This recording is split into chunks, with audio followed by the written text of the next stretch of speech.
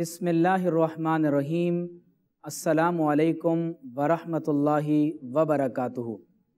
سب تعریفیں اللہ تبارک و تعالیٰ کے لیے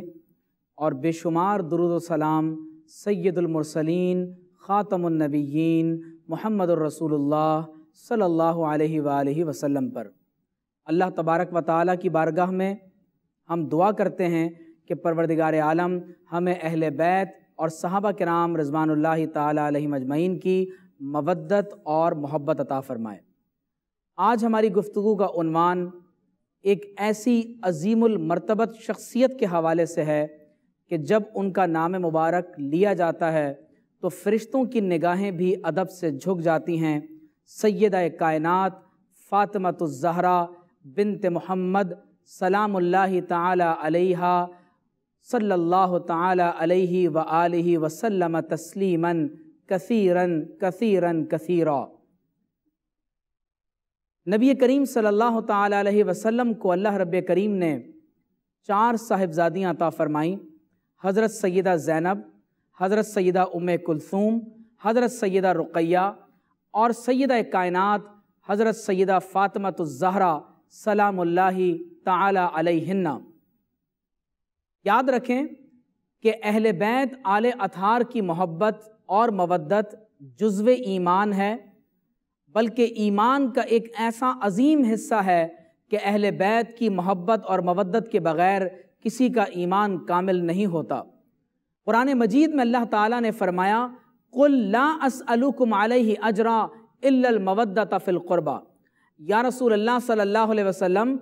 آپ فرما دیجئے کہ میں تم سے کسی بھی قسم کے قرابت داری کے تعلق کے واسطے کوئی سوال نہیں کرتا مگر یہ کہ تم میرے اہل بیت سے مودت رکھنا اور ان سے ہمیشہ محبت کرتے رہنا۔ اس کار نبوت پر آپ صلی اللہ علیہ وسلم نے کسی اجرت کو طلب نہیں فرمایا، نہ ہی قرابت داری کے کسی حق کو طلب کیا، لیکن اگر کسی بات کو طلب کیا تو وہ یہ کہ میرے اہل بیت سے، میرے اہل قرابت سے ہمیشہ مودت اور محبت کا تعلق قائم کیے رکھنا۔ اہل بیت کی فضیلت میں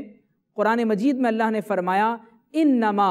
یرید اللہ لیذہب عنکم الرجس اہل البیت ویطہرکم تطہیرا۔ بے شک اللہ تبارک و تعالی یہ چاہتا ہے کہ اے اہل بیت رسول صلی اللہ علیہ وسلم کہ پروردگار عالم تمہیں خوب خوب پاک فرما دے اور ہر طرح کی نجاست اور گندگی سے آپ کو ہمیشہ دور رکھے۔ قابل توجہ بات یہ ہے کہ تمام اہل علم کا اس بات پر اتفاق ہے کہ کائنات کی ہر وہ چیز جو رسول اللہ صلی اللہ علیہ وسلم کے جسم مطہر سے نسبت رکھتی ہو وہ یقیناً ہر اعتبار سے کائنات کی ہر چیز پر فضیلت اور فوقیت رکھتی ہے۔ یقیناً وہ نفوس قدسیہ جن کی رگوں میں محمد الرسول اللہ صلی اللہ علیہ وسلم کو مبارک خون دوڑ رہا ہو، وہ مبارک نفوس جنہیں رسول اللہ صلی اللہ علیہ وسلم کے اہل بیت کہا جاتا ہے، جو آپ صلی اللہ علیہ وسلم کی صاحبزادیاں ہیں، حضور علیہ الصلوۃ والسلام کے شہزادے ہیں، ان کی محبت اور مودت ہمارے لیے ایمان کا ایک لازمی حصہ ہے۔ سید کائنات فاطمۃ الزہرا سلام اللہ علیہا کی جب ولادت ہوئی تو آپ صلی اللہ تعالی علیہ وسلم کی اس پیاری صاحبزادی کو ام المومنین حضرت خدیجۃ الکبریٰ رضی اللہ تعالی عنہا کے وصال کے بعد ام ابیہا کا لقب دیا گیا،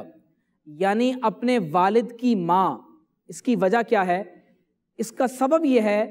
کہ ام المومنین حضرت خدیجۃ الکبریٰ رضی اللہ تعالی عنہا کے وصال کے بعد نبی کریم صلی اللہ تعالی علیہ وسلم کا دھیان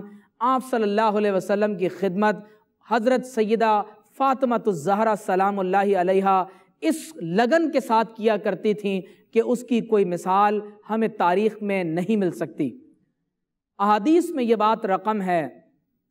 کہ ایک مرتبہ آپ صلی اللہ علیہ وسلم مسجد حرام میں نماز ادا فرما رہے تھے تو ابو جہل نے اشارہ کیا اور کسی بدبخت نے آپ صلی اللہ علیہ وسلم پر حالت سجدہ میں نعوذ باللہ من ذالک اونٹ کی اوجھڑی لا کر رکھ دی اور تمام تر کفار کھڑے ہو کر مذاق کرنے لگے اور استہزاء کرنے لگے، تو اس وقت سب نے دیکھا کہ ایک بہت کم سن بچی بھاگتی ہوئی آئی اور اپنے ننھے ہاتھوں سے قریش کی اس ایذا رسانی پر پیارے نبی صلی اللہ تعالی علیہ وسلم کے مبارک جسم سے اونٹ کی اس اوجھڑی کو ہٹانے لگی۔ تو کسی نے پوچھا کہ یہ کون ہے؟ تو فرشتوں کی نگاہیں ادب سے جھک گئیں، کہا گیا کہ یہ سیدہ کائنات فاطمہ الزہرا ہیں۔ آپ صلی اللہ علیہ وسلم نے سیدہ کائنات کی فضیلت میں فرمایا کہ کل قیامت کے دن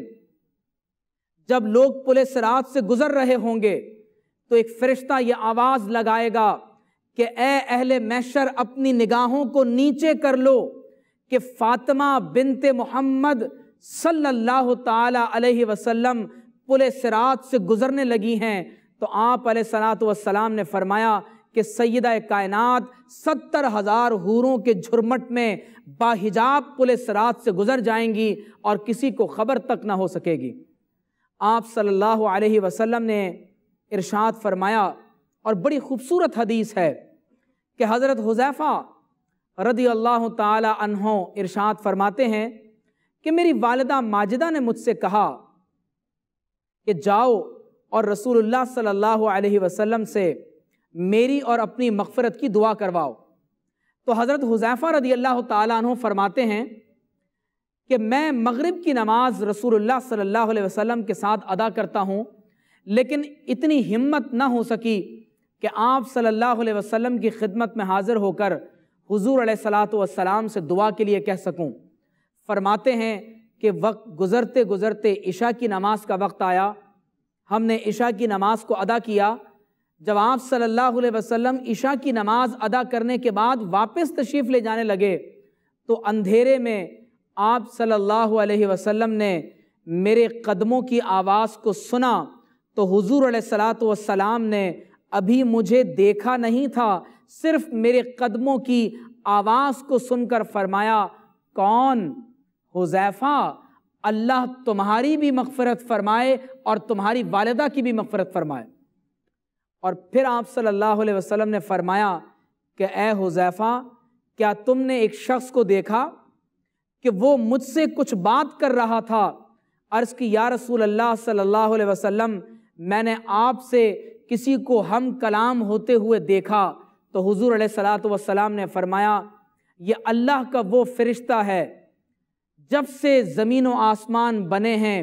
یہ فرشتہ ابھی تک زمین پر نازل نہیں ہوا،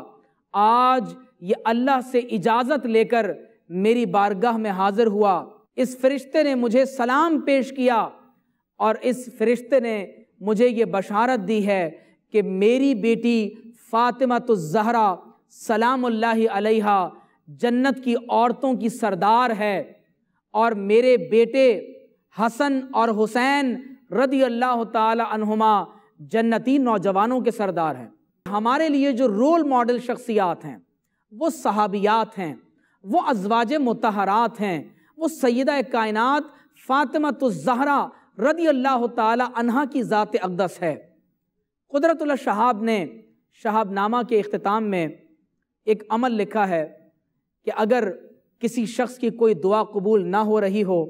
تو وہ 2 رکعت نماز نفل ادا کرے اور اس کا ثواب سیدہ کائنات فاطمہ الزہرا رضی اللہ تعالی عنہ کو ایصال ثواب کرے، اور پھر یہ دعا کرے کہ اے رب کریم،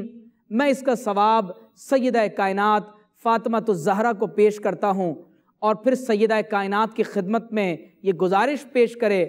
کہ آپ اپنے بابا جان سے یہ عرض کریں کہ وہ اللہ تبارک و تعالیٰ کی بارگاہ میں دعا کر کے ہمارا یہ کام کروا دیں، تو انشاءاللہ تعالیٰ اس